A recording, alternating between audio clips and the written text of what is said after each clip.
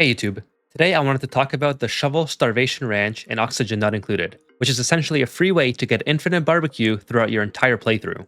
What makes the shovel barbecue free is that these critters do not need to be fed in order to reproduce, which means that you can simply let them starve, and that in turn gives you their meat to cook into barbecue. The meat is also not a trivial amount. They drop up to 1600 calories, which can be cooked into barbecue.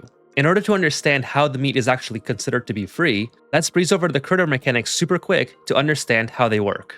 First of all, a critter will need to be tamed in order to show the information that I'm about to discuss. This means that you need at least one stable with a grooming station and a duplicant that can groom your critters in order for them to become tame.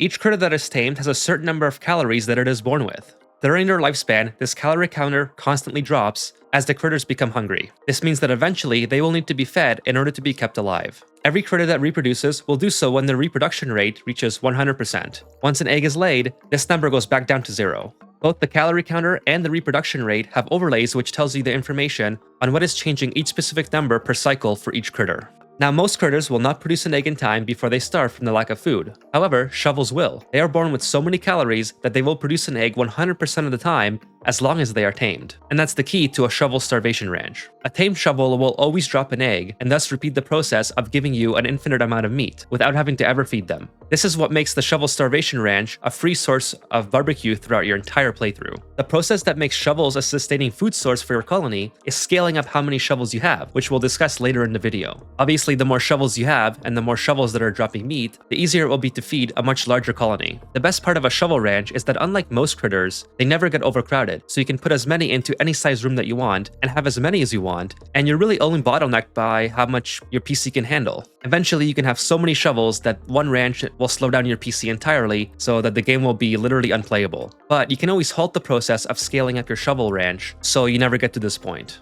And I think that most players that play the game will not need hundreds of shovels in order to keep their colony alive. You'll most likely be fine with anywhere between 10 or 30 shovels depending on how many duplicants you're trying to feed. And as with anything in Oxygen Not Included, you should have backup sources for nearly everything in the game, whether it's water, oxygen, or food sources, just in case something ever goes wrong with your colony. So let's go over the basics of a shovel ranch. First of all, in this scenario, we're going to assume that you were able to find shovels from either the space biome in your asteroid, because doing so will allow you to receive them from the printing pod as eggs. The printing pod will give you 3 eggs at a time once the shovel is discovered in your space biome.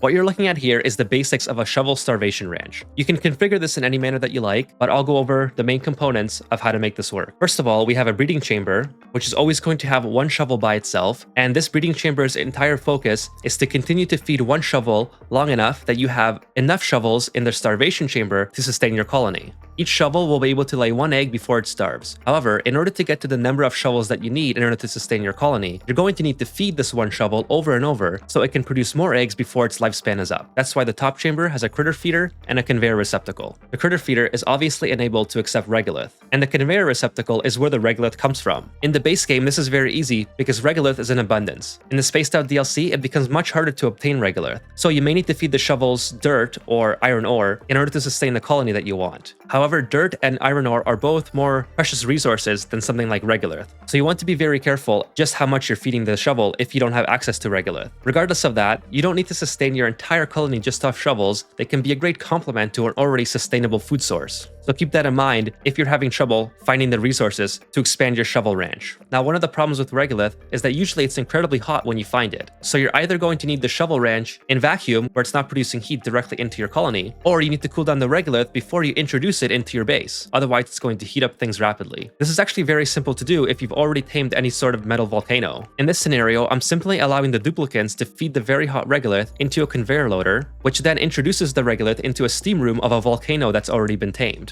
Now, this regolith is relatively cool, and that's just because I'm sourcing it from right next to the conveyor loader for the purposes of this video. So the very hot regolith will enter the steam room, and you can optimize this farther by having it enter at the very top of the conveyor loop, and then the conveyor rail will take it through the very cold metal tiles that are at the bottom of the volcano, which are being actively cooled. This chute at the very end of the conveyor rail will only drop the material, whether it's aluminum from the volcano or the regolith, when it's below a preset amount. Then from here, I have an enclosed room where an auto sweeper picks up the regolith and loads it into a conveyor loader at a very comfortable 13 degrees Celsius, which then gets transported into my shovel reading room. Once in the conveyor receptacle, this auto sweeper can refill the critter feeder as needed. And if you're having trouble feeding this one shovel, you can use something like a cycle sensor to enable when the auto sweeper is on or off so that it's not constantly feeding the critter feeder to its maximum at all times. But nonetheless, those are the main components of the shovel breeding room. Of course, you're going to need a grooming station so you can tame the shovel to begin with. The critter condo is optional, but I like to have it in there for aesthetic purposes. The critter drop-off is set to 1, so once the shovel inevitably passes,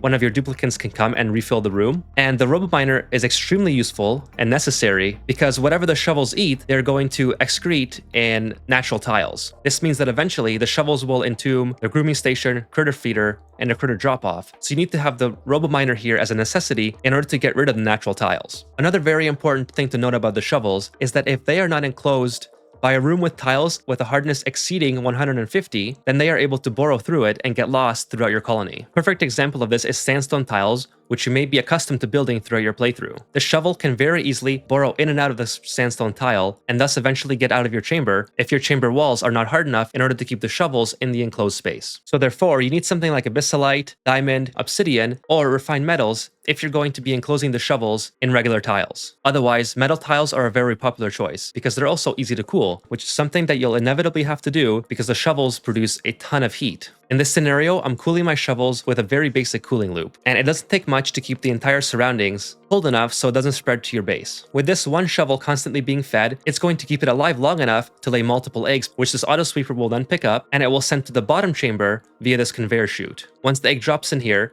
I have 3 incubators, which are totally optional. You can have 0, 1, or as many as you want in order to speed up the population growth. And of course, the auto sweeper takes care of loading the eggs into the incubators as well. You also do not need to keep the incubators constantly powered of hatching the eggs. In the starvation chamber, the shovels still need to be tamed. This will allow them to eventually lay an egg before they pass, which will continue to replenish the amount of meat that you're producing for your colony. This auto sweeper is tasked with delivering the meat into the conveyor loader, which drops it off in my kitchen. It also picks up any eggshells and delivers it to the appropriate areas. I have a light in both chambers, which is not entirely necessary as well, but it's something I like to do for aesthetic purposes. The robominer is also not entirely necessary inside the starvation chamber, as the shovels in here are not eating anything, so they're not going to be producing any natural tiles. I have it in here just in case they do eat something that my duplicants may accidentally drop, and mainly for aesthetic purposes. Having the robominer here doesn't consume any power at all, and I think it looks kind of cool to match both the top and the bottom chamber. As with most game mechanics and oxygen not included, there are downsides that help keep the game balanced. I've already glossed over a few of these, but let's go over them in more detail. First of all, the shovels mainly feed on regolith. Either you wouldn't necessarily want to use iron ore or dirt, because both of which are actually useful for your playthrough, while regolith is basically not useful for anything other than shovel food or to use as filters in deodorizers or water sieves. This means that while shovels are nearly infinitely scalable in the base game of Oxygen Not Included, because of the constant meteor showers and regolith that you're able to receive from them, they are a bit more tricky in the spaced out DLC version of the game to scale up. So you have to be a lot more thoughtful in what you're feeding your shovels and how much you're feeding them in order to get to the levels of barbecue meat that you want to produce. Regolith is also usually very hot when you find it, so you either need to have a shovel ranch in a vacuum, which will not dissipate any heat at all into your main base, or actively cool the regolith before it comes into your base, which is actually quite easy, as I've already shown with the volcano tamer. One of the downsides to this is that your volcano tamer should be fairly close to your shovel ranch, otherwise you're going to waste a lot of material and time in building the conveyor rail in order to get the regolith to the breeding chamber. Of course, you could just try actively cooling your breeding chamber and your starvation ranch and having the hot regolith introduced directly into it. However, this can produce other problems, such as taking the regolith through liquid locks, which can heat up the water and evaporate it, thus destroying your liquid lock. So this is unadvisable and not preferred. Instead, you should try to actively cool the regolith before it is introduced, and then cool your breeding chamber on top of it in order to keep the heat that's produced by the shovels just naturally from spreading throughout your base. But possibly the biggest downside to the shovel starvation ranch is that each vole has a tiny chance of dropping an alternative form of egg called the delectavole. Unlike the shovels, which produce 16,000 calories of meat upon starving, the delectavole only produces 8,000 calories of meat upon starving. Now you might think that's not that bad, I can live with that. However, the downside of the delectavole is that they are not born with enough calories in order to sustain them in a starvation ranch. They will starve long before they're able to drop an egg. This very slim chance of producing a different type of egg from your shovels will eventually disrupt your ranch over time. So in order to sustain it indefinitely, you need to keep an eye on the number of critters you have by either checking upon it manually, periodically, or by using a critter sensor. Another way to possibly do it is to have automation set up, which will filter out the delectable egg into a separate chamber, where you then have a critter sensor notify you of an egg that has been filtered out from your main starvation ranch. The automation can then enable the critter feeder to accept more food than you would normally want to accept and reproducing the shovel that has been filtered out. And of course, you can use the automated notifier for this, hooked up to a critter sensor in order to achieve it. As we also talked about, the voles are capable of boring through many different types of walls. You cannot contain them in a room with simple tiles.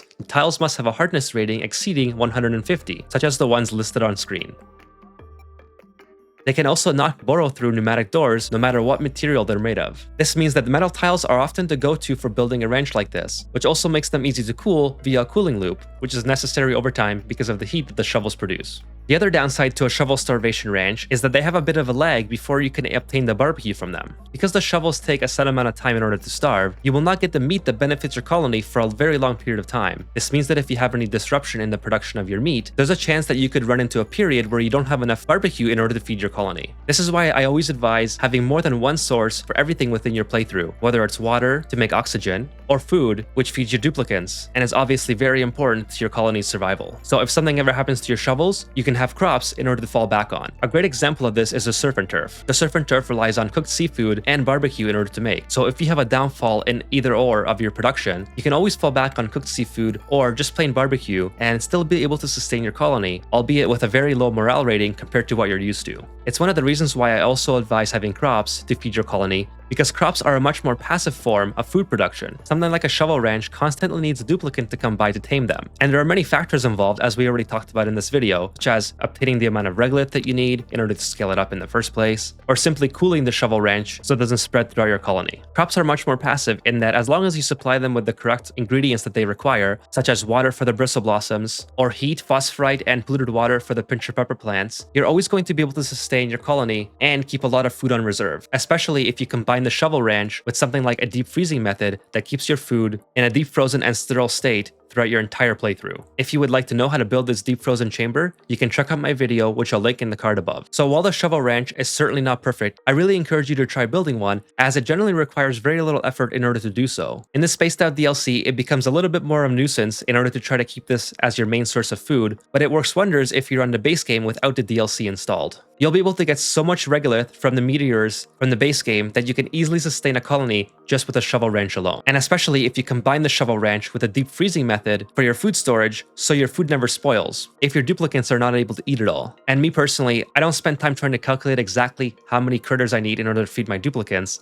I like to have excessive production just so I have peace of mind during my playthrough. And I will gladly spend the extra energy or duplicant time in order to do that. But if you're going through the effort of having extra food production, you might as well deep freeze it so the food doesn't go to waste.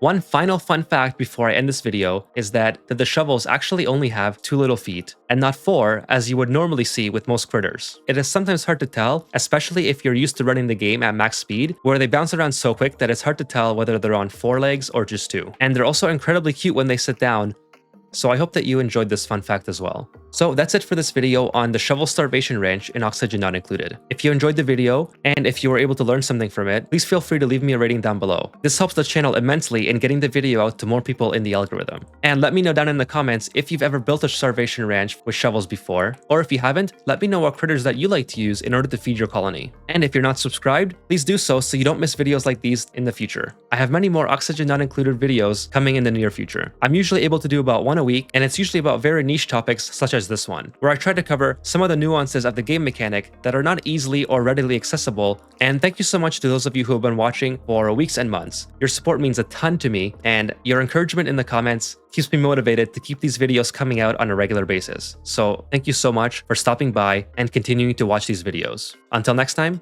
I'm Ethan, and I'll see you guys in the next one.